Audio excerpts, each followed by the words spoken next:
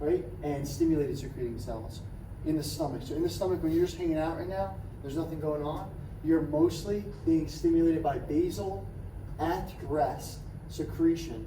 And the cells that are coming out of your gastric parietal cells, I believe, are mostly just mucus, water, non-oxytic, right? Yep. Oxynitic? Oxynitic, yeah. Yeah, and it's predominantly sodium chloride. It's NaCl. NaCl. Yeah. So low secretory rate, NaCl. Yeah, low secretory rate. Hey, you're just hanging out at rest, dude. What are your parietal cells doing in there? You're not doing anything. Yep. What are those parietal cells doing? What are they stimulating? NaCl, right? That's what. No, parietal cells? No, I'm sorry. What basal are the, cells. Yeah, what are the basal cells secreting, right? Yep. NaCl. So now when you're stimulated from either gastrin, histamine, or acetylcholine, what can happen? Well, then you increase the secretion of the parietal cells. Yeah. So that's the, I guess, the reasoning why you have a high secretory rate. Yep. Parietal cells secrete HCl, which we know, which are the oxytic acid, increase HCl. So as we have a higher secretory rate, meaning you are stimulated, you're positively stimulating the parietal cells, which is why you would have a secretory rate at this point, right? Exactly. When you're talking about secretory, you're only talking about, are the parietal cells in the stomach releasing its fluid? If they are, then it's a higher flow rate, which means HCl. If they're not, then it's NaCl and a low subflow. It's basically just. And what are the three things that stimulates this? Gastrin, histamine, and acetylcholine. Perfect. Which is an important note when we get to the next lecture on the pancreas. Say the acetylcholine and I believe gastrin as well. They'll stimulate in the pancreas bicarb, but we'll get into that next. Yep. But in the stomach, it's all about acid. Yes. It's all about acid. Well, we're talking about two different cells, right? We're talking about two different organs and two different cells.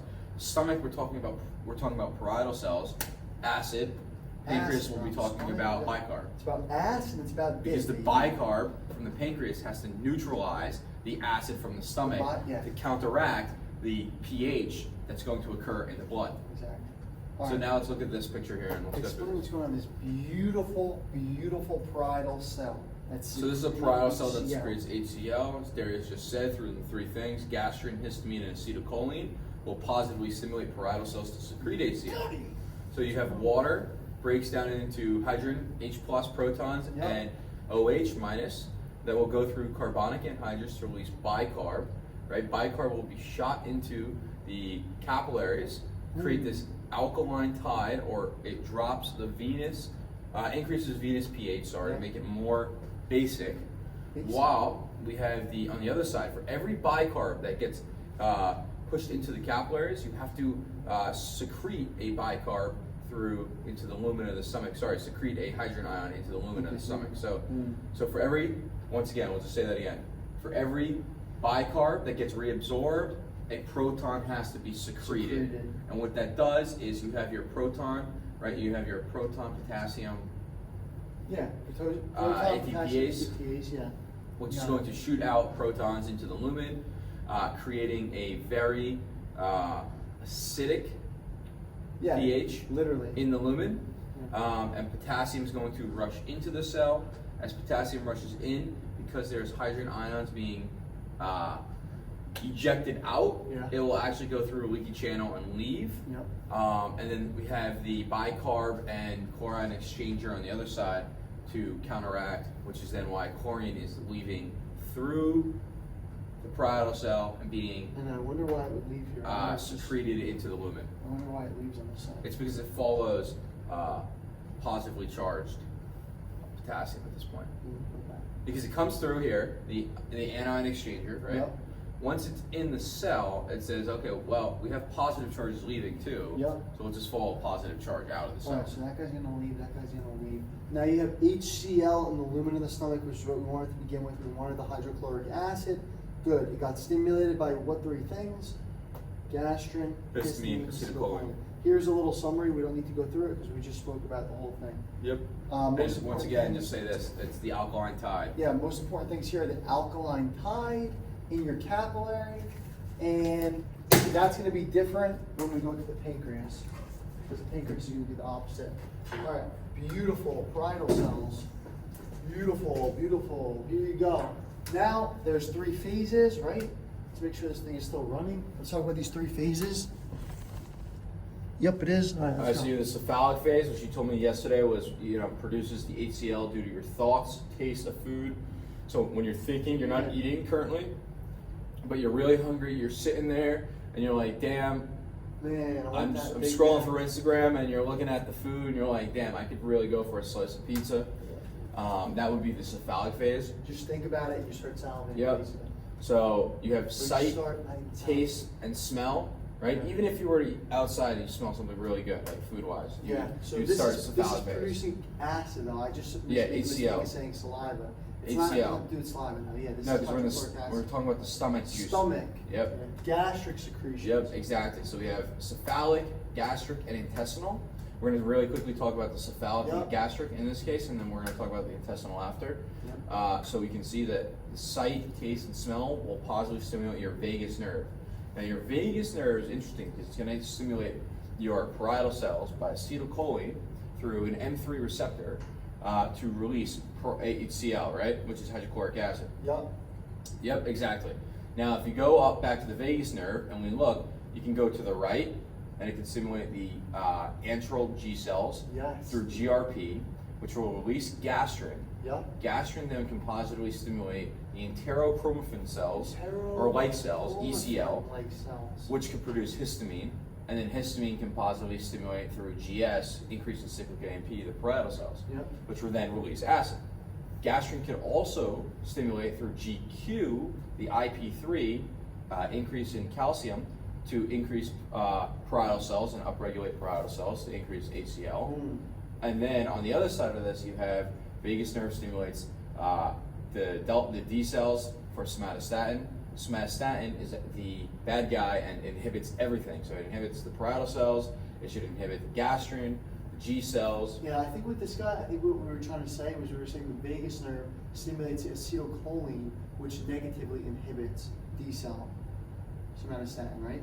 I think that's what we were saying. Yeah. Okay, so so it's the vagus nerve. You're right. Acetylcholine Negatively inhibits somatostatin. Yeah. So vagus nerve will turn off somatostatin because they're working against each other. Yeah, shuts it off.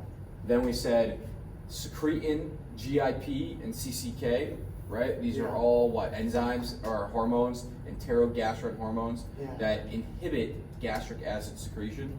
So what these are going to do is they're going to positively stimulate the D cells, which release somatostatin, and as a result, somatostatin will inhibit parietal cells, which release acid. So overall, they're really increasing the bicarb, right? That's what the whole purpose of secretin is, right? Releases bicarb in order to that makes sense. Adjust and to counteract the acidity to make it more basic. Okay, that makes sense actually. So these guys are all trying to make it more basic by increasing the bicarb secretions. That makes sense, because at first I was all right, next thing you have gastric phase. So you just had your cephalic phase, you're up in your head, now you got your gastric phase in your stomach, right? And it literally says food in your stomach. We have two types of mechanisms of, I guess, what's going on. You have acid production. What are we seeing here? It says mechanisms of acid production. First thing you have is you have food that goes into your stomach, right?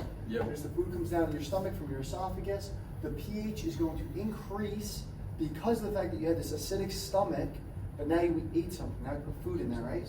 Yeah, so you had food in your stomach, or you had an acidic stomach, you put food in there, and what did that do? That neutralized the pH, right? If I have a super acidic stomach environment and I'm start eating food, food's gonna go in there, it's gonna start actually increasing the pH to neutralize it. And then gastrin is released. Re-release, it says, no, buddy. Yeah, we're gonna decrease it, we're keeping it low, bro. This is the stomach, we're keeping it low. Gastrin gets re-released during the gastric phase.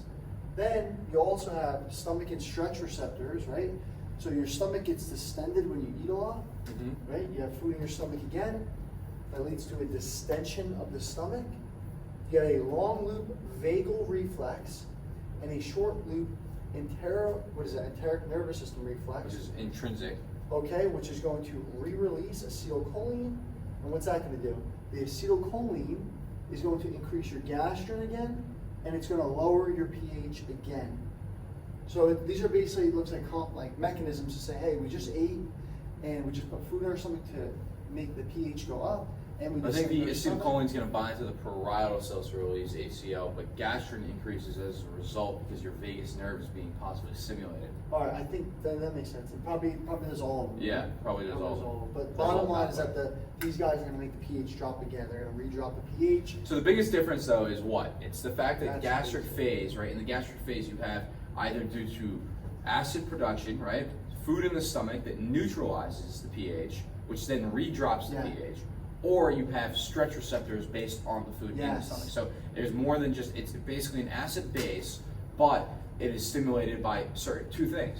One is actually going to be the change in acidity, right? Change in acidity in that one, in case 1. And then case 2 is going to be the stretch receptors that stimulate to become more acidic. So it's almost saying, hey, I'll stretch the stomach to allow more acid to be, meaning if we stretch the brain knows that there's food in the stomach. How do we digest the food, or how do we start the process of getting all of our enzymes to work, like pepsin, right? It has to be acidic. That's why the big note here, we started 50 to 60% of acid production takes place in the gastric phase. Perfect. Not in cephalic phase. Not when you're thinking about food that you're making the most acid. It's when you're having it in your actual So stomach. how does 3 phases, right? We didn't go into the intestinal phase on this one. Let's do the how does drugs reduce the acid secretion. Okay. So if we look at these drugs, there's a few drugs that we need to know, right? So you have a few receptors. Note this, whatever it says. Yeah, in a sec. We'll see. What is that? I don't know. That's what I'm saying. At stomach pH less than 3, G cells are inhibited by hydrogen. Not by carbon. Not by hydrogen. All right. So when it's super protons, acidic, when you have a really low acidity, G cells get inhibited by, it's a negative feedback loop. When it gets super negative in your stomach, negative feedback loop stop the G cells making gastrin. And at low gastric pH, when it's really acidic, D cells produce somatostatin to inhibit gastrin. So that's the negative feedback. Perfect. All right, you got it. Go with this real quick. So how do the drugs reduce acid secretion? You have the vagus nerve, gastrin, histamine, somatostatin, prostaglandins that we're going to look at. Starting on the left, you can see that the vagus nerve stimulates acetylcholine, as we saw on the other picture as well, which is an N3 receptor, which is going to be GQ, lead to IP3, which will positively stimulate the proton potassium ATPase, which is going to release acid or H plus secretion. So here we're talking about the stomach, right? And this is a stomach cell. This must be a parietal cell. So we know that we're looking at H plus secretion, right? So we're looking at the whole goal is to release acid. So vagus nerve acetylcholine, right, through the N3 receptor is going to release acid, right? Gastrin, CCK, is also GQ, IP3, it's positively stimulate, release acid. Histamine, we already talked about how histamine is going to stimulate the parietal cells to release acid, and somatostatin and prostaglandins are negatively inhibit the release of acid. So now the drugs that we need to take note of are atropine, which we know is a cholinergic, right, antagonist. So it's going to inhibit the vagus nerve or acetylcholine from binding to its receptor, and it's going to decrease the amount of acid. Now at gastrin with CCK, we have a drug called benzotrip. So I think, just by note, this is like CCKB. I think it's something different in my opinion. Okay, CCKB.